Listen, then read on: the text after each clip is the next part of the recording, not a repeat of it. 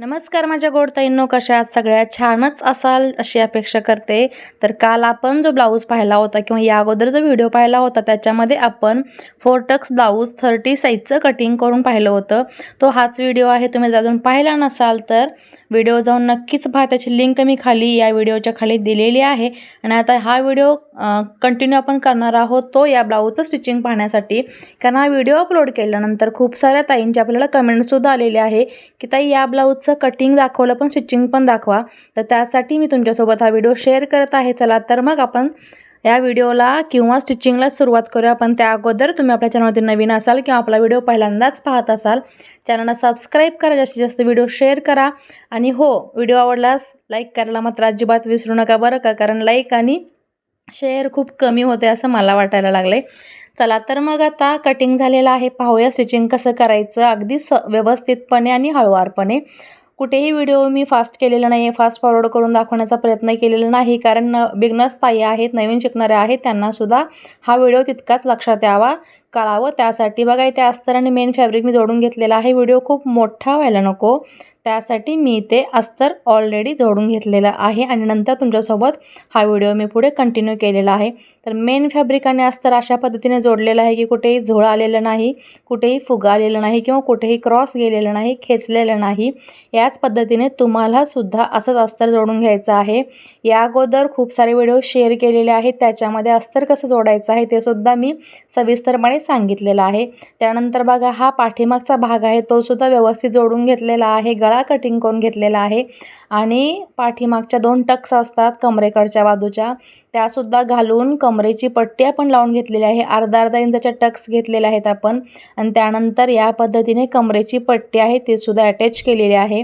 Video दाखवल्याप्रमाणे तुम्ही सुद्धा ते पाहू शकता. हे पहा, त्यानंतर ह्या पट्टीला हातशिलाई केल्यानंतर अशी ही फिनिशिंगमध्ये पट्टी दिसणार आहे आणि गळासुद्धा आपला जो गोल आहे तो व्यवस्थित यू शेपमध्ये दिसत आहे. घातल्यानंतर तो अतिशय अजून सुंदर दिसतो आणि थोडासा हलकासा पसरटसुद्धा होतो जेव्हा आपण ब्लाऊज रेडी करून घालतो त्यावेळेला. आता त्यानंतर पाहूया स्लीव्ज आहे ते आपण मेन फॅब्रिकाने अस्तर अटॅच करून घेतलेले आहे. या पद्धतीने अगदी फिनिशिंग देत आपल्याला व्यवस्थित हे मेन फॅब्रिक आणि अस्तर आहे ते अटॅच करून घ्यायचं आहे, जेणेकरून दोन्ही फॅब्रिक आहे ते व्यवस्थित सेट होतील.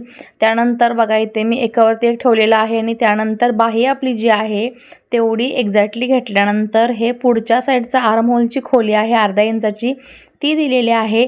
तुम्हाला इथे पुन्हा मी मार्किंग करून दाखवते की या पद्धतीने आपल्याला फ्रंट आणि बॅक असा तयार करायचा आहे. हे 2 पल्ले आहेत याच्यावरती मी मार्किंग करते तो फ्रंट साईड आहे आणि इकडे बॅक साईड मी लिहून घेते, बी फॉर बॅक लिहिलेला आहे. आणि पहा आता हा जो पार्ट आहे तो मार्किंगचा झाला होता, त्यानंतर तयार केल्यानंतर मी या बाजूला कटिंग केलेलं आहे. हरकत नाही कोणत्याही बाजूला कटिंग केलं तरी चालेल, फक्त आपल्याला दोन्हीही साईड आहेत त्या फ्रंट साईड यायला हव्या. ब्लाऊजला अटॅच स्लीव्ज करते वेळीच्या तर ते सुद्धा तुम्हाला चेक करून घ्यायचं आहे. मी इथे कटिंग करताना बघा सुलट बाजू आहे तो आतल्या साईडला ठेवलेला आहे आणि उलट बाजू आहे तो बाहेर ठेवलेला आहे बाहीचा. आणि त्यानंतर घडी घालून वरचे 2 भाग आहेत त्याला कटिंग केलेला आहे. आणि कुठेही तुम्हाला जर इथे राऊंड येत नसेल किंवा थोडासा कॉर्नर आला असेल तर तो सुद्धा तुम्हाला इथे व्यवस्थित गोलाकार देऊन घ्यायचा आहे. आणि या पद्धतीने बाहीसुद्धा आपल्याला आर्महोलच्या इथे खोलाई देऊन किंवा आर्महोल खोली देऊन पुढचा अर्धा इंचाचा कट मारून ठेवायचा आहे. त्यानंतर आता आपण पुढचा भाग आहे तो तयार करायला सुरुवात करूया. तर ज्या पद्धतीने आपल्याला इथे टक्स पॉईंट दिलेले आहेत, टक्सचं मार्किंग केलेलं आहे, त्याच पद्धतीने तुम्हाला इथे शिवूनसुद्धा घ्यायचा आहे. आता हा सगळ्यात पहिला टक्स आपण शिवतोय तो आहे सेंटरचा टक्स, ज्यामुळे आपल्याला 4 टक्सला पफ छान येणार आहे, ब्लाऊज खूप सुंदर फिटिंगला बसणार आहे. तर दोन्हीही बाजूला अर्धा इंच असा मी हा मार्जिंग दिलेला आहे. फक्त सेंटरच्या टक्सला सगळ्यात अगोदर आपल्याला हीच टक्स शिवायची आहे. या पद्धतीने आपला ब्लाऊजचा हा पफ येणार आहे. त्यानंतर आपल्याला हलकंसं जर वाटलं वरच्या बाजूला क्रॉसपट्टीच्या इथे तर थोडंसं कट मारायचा आहे, ज्यामुळे आपल्याला शेप छान येतो. आणि बाकीच्या ज्या ह्या 3 टक्स आहेत त्या अगदी पाव इंचाच्या मार्जिंगने आपल्याला शिवून घ्यायच्या आहेत. या पद्धतीने आता या 3 टक्स आहेत त्या जास्त मार्जिंग देऊन शिवायच्या नाही, नाहीतर तुम्हाला ब्लाऊजच्या फिटिंगमध्ये प्रॉब्लेम होऊ शकतो किंवा तुमचा जो ब्लाऊजचा तयार झाल्यानंतरचा 4 टक्सचा फिटिंगचा पफचा भाग आहे तो थोडासा वेगळा होऊ शकतो. तर बिगनर्स जे आहे त्यांनी ह्या गोष्टी लक्षात ठेवायच्या आहेत, त्यासाठीच मी हा व्हिडिओ जे आहे तो अगदी हळूवारपणे तुम्हाला दाखवत आहे, कुठेही फास्ट फॉरवर्ड केलेला नाही. तर तुम्हाला सुद्धा असे ब्लाऊज शिवायला आले क्लायंटचे तर तुम्ही अगदी बिनधास्त शिवू शकता. व्हिडिओ फॉलो करा. व्हिडिओ दाखवल्याप्रमाणे स्टेप बाय स्टेप तुम्ही हा ब्लाऊज स्टिच करा आणि त्याप्रमाणे फॉलो करून सगळ्या काही टिप्स ज्या आहेत शिलाईच्या मी ज्या सांगते त्याप्रमाणे तुम्ही जर शिवला तर खरंच तुमचा ब्लाऊज अतिशय सुंदर बसणार आहे. भलेही मग तो तुम्ही पहिल्यांदाच जरी शिवत असाल तरी हरकत नाही. आता बघा डबल टिप मारून घेतलेले आहे आणि या पद्धतीने बेल्ट आपल्या ब्लाऊजचा आहे किंवा क्रॉसपट्टी म्हणू शकता, ब्रापट्टी म्हणू शकता, हे आपण इथे जोडून घेतलेले आहे व्यवस्थितपणे. इथे आपला हा आता पट्टी लावायच्या अगोदरचा ब्लाऊज इथपर्यंत फायनल झालेला आहे. त्यानंतर ही उजव्या साईडचा भाग आहे तर इथे मी ही हुकची पट्टी लावते आहे. आता तुम्ही इथे सिंगल पट्टीसुद्धा लावू शकता तुमच्या मर्जीप्रमाणे. असं काही गरजेचं नाही की डबल पट्टीच लावायची आहे. पण आता मला सवय झालेली आहे डबल पट्टीची, त्यामुळे तुम्हाला मी डबल पट्टीच सांगते आहे किंवा दाखवते आहे. तुम्हाला जर इथे सिंगल पट्टी लावायची सवय असेल किंवा सिंगल पट्टी लावू शकतो का असं जर तुमचा प्रश्न असेल तर हो, नक्कीच लावू शकता. तर इथे बघा ही पट्टी 1.5 इंचावरती लावून घेतलेली आहे, दाबटीप दिलेली आहे आणि ही फोल्ड करायची आहे. आता बऱ्याच ताईंचा खूप साऱ्या व्हिडिओवरती कमेंट होती की ताई तुम्ही हुक आणि लूकसाठी 1.5 इंच मार्जिन सोडत का नाही. तर त्या ताईंसाठी इथे मी प्रश्नाचं उत्तर देऊ शकते की आपण जे 2 इंच मार्जिन घेतो ब्लाऊज कटिंगच्या वेळेला त्यामध्ये जर तुमचा हा 1.5 इंच मार्जिन कमी झाला तरीसुद्धा हरकत नाही. त्यासाठी मी वेगळं ब्लाऊजचं इथं मार्जिन हुक पट्टीला किंवा लूक पट्टीला घेत नाही. ब्लाऊजची उंची चेक केलेली आहे आपण 13.5 इंच येते, म्हणजे शोल्डर अर्धा इंच शिवून झाल्यानंतर ती 13 इंचच येणार आहे. आणि शिवाय आता बघा गळा कटिंग करताना ब्लाऊज कटिंग करते वेळेला गळा जो आहे तो जेवढा आहे तितकाच मी घेते आहे. त्यानंतर बघा इथे हुकची पट्टी लावून घेतली की मेन आपल्याला गळा आहे तो चेक करायचा आहे, मोजून पाहायचा आहे आणि जेवढा तुमचा गळा आहे एक्झॅक्टली त्याच्यामध्ये अर्धा इंच तुम्हाला शिलाई मार्जिन वाढवत तो मार्किंग करायचा आहे आणि पुन्हा त्याला व्यवस्थित शेप देऊन कटिंग करायचा आहे. आता उजव्या साईडचा गळा कटिंग करून झाल्यानंतर डाव्या साईडचा भागसुद्धा मी सेम पद्धतीने लावून घेतलेला आहे आणि यालासुद्धा इथे लूक पट्टी लावलेली आहे. हुक पट्टी आपली आतल्या बाजूला दुमडली जाते तर लूक पट्टी आपल्याला बाहेरच्या बाजूला वाढली जाते. आता दोन्हीही पार्ट एकावरती एक ठेवून हुक पट्टी जी आहे तो पार्ट वरती ठेवायचा आहे उजव्या बाजूचा आणि डाव्या बाजूचा पार्ट खाली ठेवून त्याच्यामध्ये गळ्याचं आपल्याला मार्किंग आहे ते चेकिंग करायचं आहे. आता हे ब्लाऊज चेकिंग टाईम म्हटला तरीही चालेल, गळा चेकिंग टाईम आहे हे. तुम्हाला इथे गळा कटिंग करायच्या वेळेला किंवा गळा चेक करायच्या वेळेला पाहायचं आहे की दोन्ही साईडचे गळे तुम्हाला व्यवस्थितपणे शेपमध्ये दिसत आहेत का. तर अतिशय सुंदर असा आपल्या हा ब्लाऊजच्या पुढच्या गळ्याचा फ्रंट नेकचा शेपसुद्धा आलेला आहे, कारण ब्लाऊजचं पूर्ण फिनिशिंग जे आहे ते ब्लाऊजच्या गळ्यावरती डिपेंड असतं. कारण गळा जर ब्लाऊजचा सुंदर आणि सुरेख बसला असेल तर नक्कीच फिटिंगला ब्लाऊज चांगला आहे आपण असं हे अंदाज वर्तवतो. त्यामुळे आपल्याला गळा सुंदर बसणं गरजेचं आहे. आता बघा पाठीमागचा भाग आहे तो सरळ ठेवलेला आहे, त्याच्यावरती पुढचे दोन्ही भाग उलटे ठेवलेले आहेत आणि अर्धा इंच आपण जे शोल्डरला मार्जिन ठेवलेलं होतं तितकं आपल्याला इथे जॉईंट करायचं आहे. अर्धा इंचावरती शोल्डरची आपल्याला टिप मारून घ्यायची आहे. तुम्हाला हवा असल्यास अगदी एक सूद गळ्याकडच्या बाजूला खाली सुद्धा घेऊ शकता किंवा जास्त घेऊ शकता, का तर शोल्डर उतरेल असं तुम्हाला जर वाटत असेल तर हरकत नाही. अगदी एक सूद किंवा 2 सूद इतकंच घ्या, जास्त घ्याल तर तुम्हाला गळा कमी होईल किंवा तुमचा गळा आहे तो टोकडा होईल. आता पहा या काही पद्धतीने आपल्याला शोल्डर जोडल्यानंतर दोन्ही शोल्डरचा भाग तयार झालेला आहे. तुम्हाला इथे कुठे अनइवन वाटेल कारण हे थोडंसं डिझायनर कपडा आहे तर थोडंसं अनइवन वाटलं तर लागलीच हलकासा भाग कट करून घ्या. त्यानंतर आपल्याला आता गळ्याची पट्टी आहे किंवा हेमिंगसाठीची पट्टी आपण लावतो किंवा पायपिंगची पट्टी लावतो ती लावायची आहे. तर मी इथे हातशिलाईची पट्टी लावते आहे. तुम्हाला हवा असल्यास तुम्ही मेन फॅब्रिकमधलीच पट्टी काढून किंवा वेगळ्या कलरच्या पट्टीचं मॅचिंग करायचं असेल तर ती पट्टी तुम्ही इथे पायपिंगसाठी अटॅच करू शकता. आता ही पट्टीसुद्धा मी 1 इंचाची काढलेली आहे आणि डबल करूनच लावत आहे. आता हा सुद्धा माझ्या सवयीचा भाग आहे म्हटला तरीही चालेल, पण तुम्हाला जर इथे सिंगल पट्टी लावायची सवय असेल, सिंगल पट्टीनेच तुम्हाला जर कम्फर्टेबल राहत असेल तर काही विषय नाही, तुमच्या मर्जीप्रमाणे तुम्ही ते पट्टी अटॅच करू शकता. काहीही कुठलीही गोष्ट इथं बंधनकारक नाही की याच पद्धतीने पट्टी लावली पाहिजे असं काहीच नाही. तर मी इथे बघा 1.5 इंचाच्या गॅपवरती गळ्याला पट्टी लावत आहे. थोडा थोडा भाग व्यवस्थित सेट करत इथे हा पट्टीचा भाग पूर्ण जोडून घ्यायचा आहे. जास्तीचा राहिलेला मार्जिनचा कपडा वाटला तुम्हाला लागलीच कटिंग करून घ्यायचा आहे, नसेल तर पाव इंचाचं मार्जिन इनफ आहे आपल्याला. आता पुढे आपण जो अर्धा इंच पट्टीचा भाग जास्त सोडला होता गळापट्टीचा, तो आतल्या साईडला फोल्ड करायचा आहे, दुमडायचा आहे आणि त्याच्यावरती आपल्याला पुन्हा दाबटीप मारायची आहे. आता दाबटीप मारताना ब्लाऊजचं जे जॉईंट केलेलं मार्जिन आहे पट्टी जोडताना, ते आपल्याला या पट्टीच्या खाली घ्यायचं आहे. त्याच्यावरून ही टीप कंटिन्यू करायची आहे. टीप मारताना सुद्धा दाबटीप कुठल्या बाजूला जास्त झुकली पाहिजे, तर ती मार्जिनच्या इथे आणि ब्लाऊज कटच्या बाजूला झुकली पाहिजे. त्यामुळे ती छान व्यवस्थित फिनिशिंगनी बसते, सेट होते. आता हा झाला इथपर्यंतचा भाग शोल्डर आणि पट्टी जोडल्यानंतर. त्यानंतर आपल्याला बाही आहे ती अटॅच करायची आहे. बाही अटॅच करताना पहा मी काय करते, सेंटरला सेंटर लावायचा आहे. शोल्डरचा सेंटर आणि बाहीचा सेंटर आहे तो व्यवस्थित मॅच करायचा आहे. तिथून पुढे आपल्याला बाही पुढे चेक करायची आहे. तर तुम्ही ते तुमची पद्धत, जर पहिल्यापासून बाही स्टार्टिंगपासून सुरुवात असेल चेक करायची, तर तुम्ही ते तशीही करू शकता. पण सेंटरला सेंटर मात्र आला पाहिजे. सेंटरला सेंटर मॅच केल्यानंतर जो काही एक्स्ट्राचा कपडा बाहीचा बाहेर राहतो किंवा जास्तीचा राहतो, तो तुम्हाला तसाच सोडायचा आहे. जसं की मी या व्हिडिओमध्ये स्लीव जोडताना ठेवलेला आहे. हे पहा, सेंटरला सेंटर आलेला आहे. स्लीवचा पण सेंटर घ्यायचा आहे आणि ब्लाऊजचा पण शोल्डरचा सेंटर घ्यायचा आहे. अशा पद्धतीने बाही जोडल्यानंतर चेक करायचं आहे. बॅक साईड आणि फ्रंट साईड दोन्हीही तेवढेच आहेत का, कमी जास्त असतील तर तुम्हाला त्या बाहीच्या दुसऱ्या टिपमध्ये ॲडजस्ट करावं लागणार आहे. तर आपलं इथं व्यवस्थित दोन्हीही पार्ट आहेत, बॅक आणि फ्रंट, तो इक्वली आहे. त्यामुळे आपल्याला ॲडजस्टमेंट करायची गरज लागणार नाही. दुसऱ्या टिपच्या वेळेला बघावी, ते प्रेस बटनची पट्टी ऑलरेडी करून ठेवलेली आहे, ती अटॅच करत आहे. म्हणजे इथे बघा तुमचं फिनिशिंग होते आणि प्रेस बटन पट्टी जोडण्याचं कामसुद्धा लागलंच होते. त्या छोट्या छोट्या गोष्टी असतात ज्या आपल्या फिनिशिंगला अजून सुपिरियर बनवतात, ब्लाऊज खूप सुंदर बनवतात.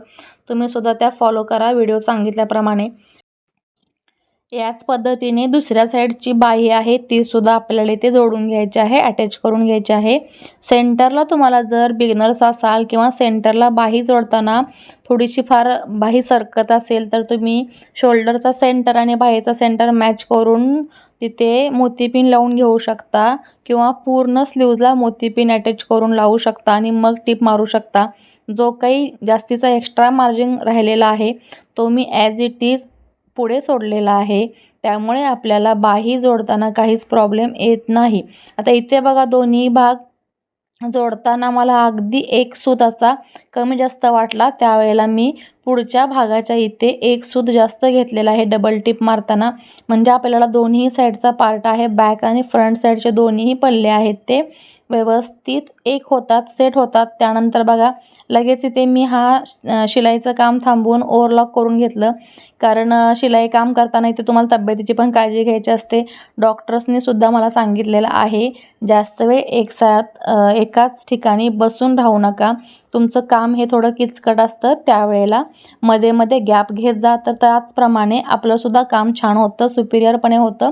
आणि मध्येच मी काम थांबवून बाही जोडल्यानंतर ओव्हरलॉक करून घेतलेला आहे, ज्यामुळे ओव्हरलॉक पूर्ण आपल्या ब्लाऊजच्या स्लीव्जला झालेला आहे. नाहीतर बघा आता मी टीप टाकल्यानंतर फिटिंगच्या बाजूला, फिटिंगमध्ये जेवढा कपडा जातो तिथे आपल्याला ओव्हरलॉक करता येत नाही. त्यामुळे हे सुद्धा तुम्हाला खूप सोपं जातं आणि काम तुमचं छान बनतं. आपल्याला ब्रेकही मिळतो 1-2 मिनटाचा, 5 मिनटाचा.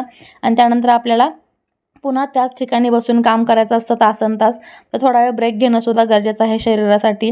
कारण बऱ्याच ताईंनी कमेंट केलेली आहे, ताई हे काम करताना, शिलाईचं काम करताना त्रास होतो का? Back pain, neck pain, shoulder pain होतो का? कंबर पेन होतो का? तर हो, सगळ्या गोष्टी आपण कोणतेही काम करू डेस्कवरती बसून सुद्धा, IT कंपनीवाले असतात ते सुद्धा एकसारखे डेस्कवरती बसून त्यांनासुद्धा त्रास होतच असतो. तर यावरती स्पेशल व्हिडिओ लवकरच येणार आहे तुमच्या भेटीसाठी, की काय करावं, कशा गोष्टींची काळजी घ्यावी, कोणत्या गोष्टी टाळाव्या, कोणत्या गोष्टी कटाक्षाने पाळाव्या. तर पहा, तो व्हिडिओसुद्धा तुम्हाला येऊनच जाईल. चला तर मग आता पुन्हा आपल्या ब्लाऊजवरती कॉन्सन्ट्रेट करू. आता इथे बघा मी एक टीप मारून घेतलेलं आहे फायनल. आणि मग टीप मारून झाल्यानंतर एक्स्ट्रा मार्जिन जे काय राहिलं होतं, एक्स्ट्राचा कपडा राहिला होता, तो आपण कटिंग करून टाकलेला आहे. टीप मारून घेतल्यानंतर आता आपल्याला इथे मार्किंग टाकायचं आहे, ते म्हणजे ब्लाऊजच्या फिटिंगचं.